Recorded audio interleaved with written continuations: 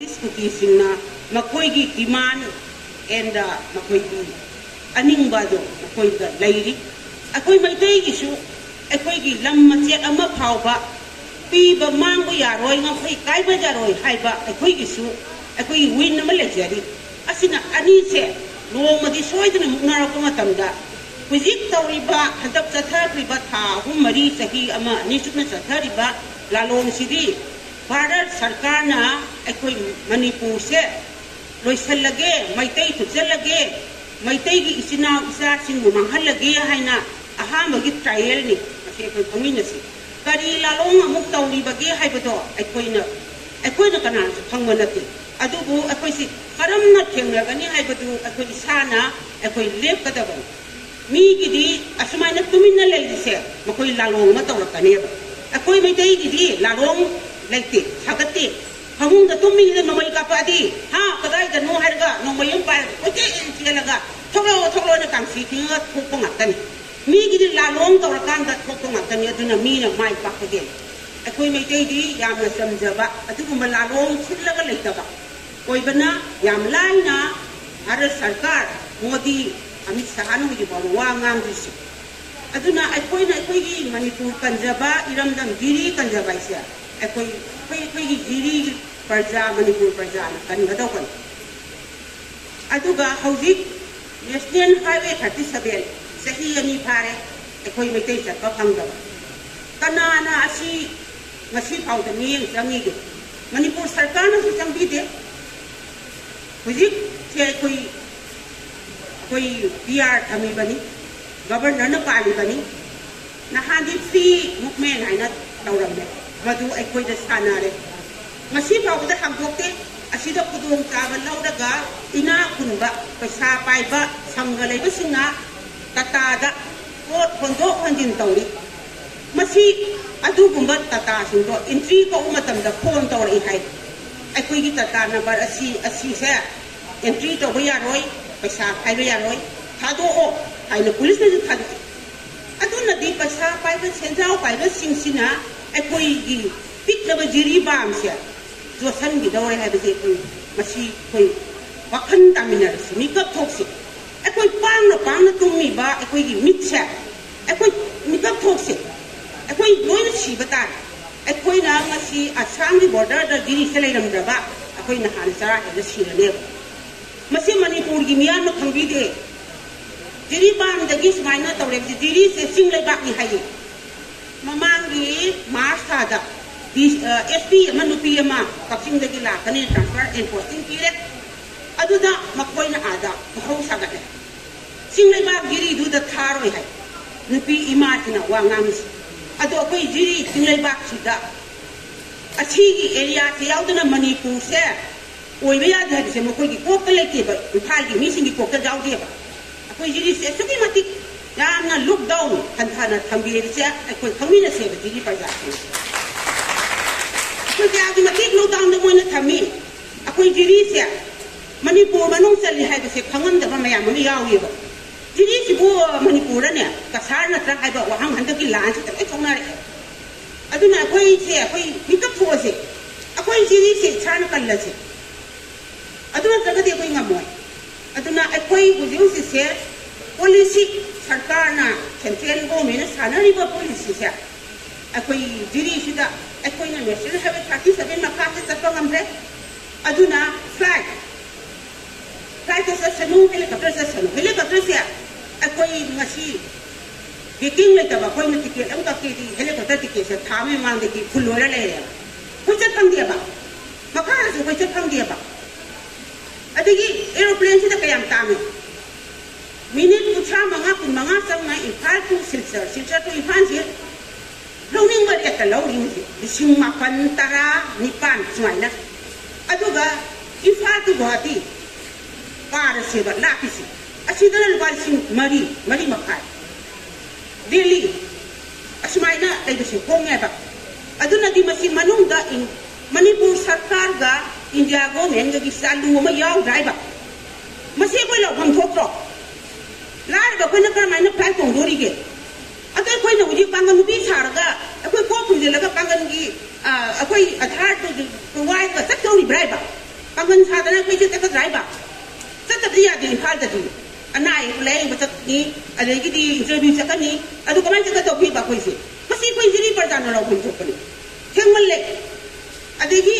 कोई इकोनॉमी है रो जिरी श्याम लाइ बा नि अदेगी हेल्थ सेक्टर दे येंगे कोई से सुकी नुदी सोनथे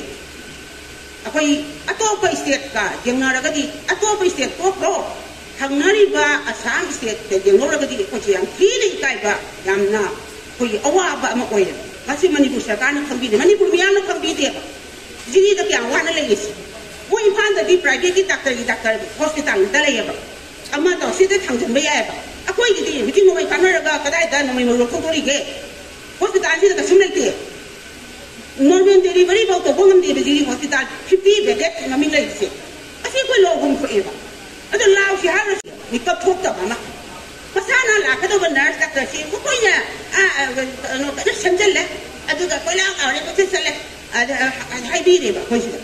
डिस्ट्रिक्ट पुरा मतम दे हाईबी के बदु माइना मसाना पिरक तौ ले सिबो मथौ ले तबा पजान मी नुपी खरा नुपा खरा सिना लाउ का डिस्ट्रिक्ट ताल लेना अकोई लाउ द जिरी डिस्ट्रिक्ट होय बतो जिरी द डिस्ट्रिक्ट होय बदेगी ना सब डिवीजन होय ने चखले जिरी से डिस्ट्रिक्ट थम बदेगी तुम संगरे ओमदा असी कोई जिरी पजान नु तो को डीसी ऑफिस फंगनी स्टाफ खरां काय लेके अकोई तुबिन तुम ले जिरी पजान अदो बुसिंग बा हौरई बसिंग सिजु फिना आंबी बजिरी निसिन मथौ ले द तौयेना अदो कोई तौनिंद्रे तौनिंद्रे मरम दे कोई दा थगत पिबा moral support नत्रगा पैसा दा support नत्रगा पागन support अमत फंगे जिरी सिदा अकोई खरा चोंगी बा खाली बसिंग से अइना मसी वांगांग जि साइड नुं थबो को सिजाय का साइड थोखरगा नंगा साइ ngang दे पुरक से जाय नोंदा अदुदे किदि अदुदि नोमा अदुगी मणिपुर सिदा आ तुबि लम सिबै छु पांग सिबै छु बन रॉकेट पयाम सापाय मतम चारदी दरकार ओरदि तौसिबा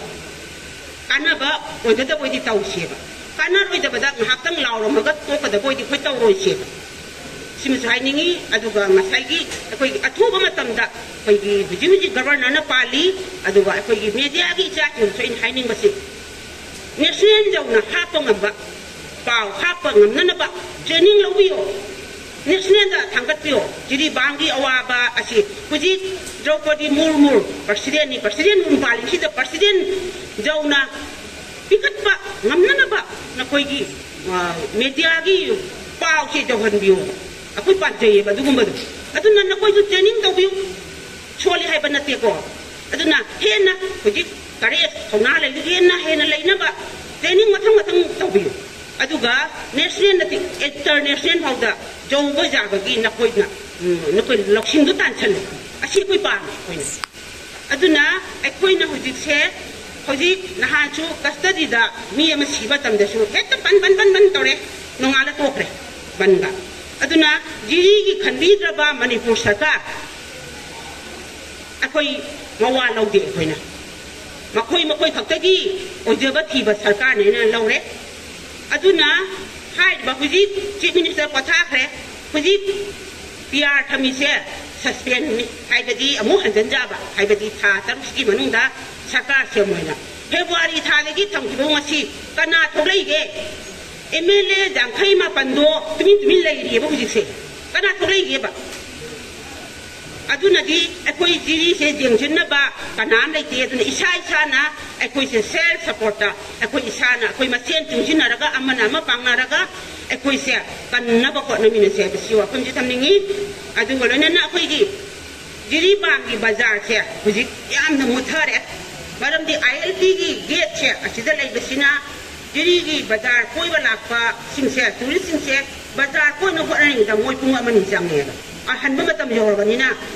हनखरेबा न जिरी बाजार मुथारे मयामना फातामिनसी अदुना असिगी खल्लगा कोइना मसी कोइ गवर्नमेंट दा लाउफम थोई आईएलपी की गेट से किलोमीटर अनि हुम मा मथक थमनबा कोइ लाउसी मसी मजु कोइ लाउसी अदुगा हुजि म्युनिसिपालिटी की कोइ एरिया से लेबा बाजार से यंग मसा फजबरा असवाइदा खरा कनो खरा खंजलनी मसी कोइ हेबम थोए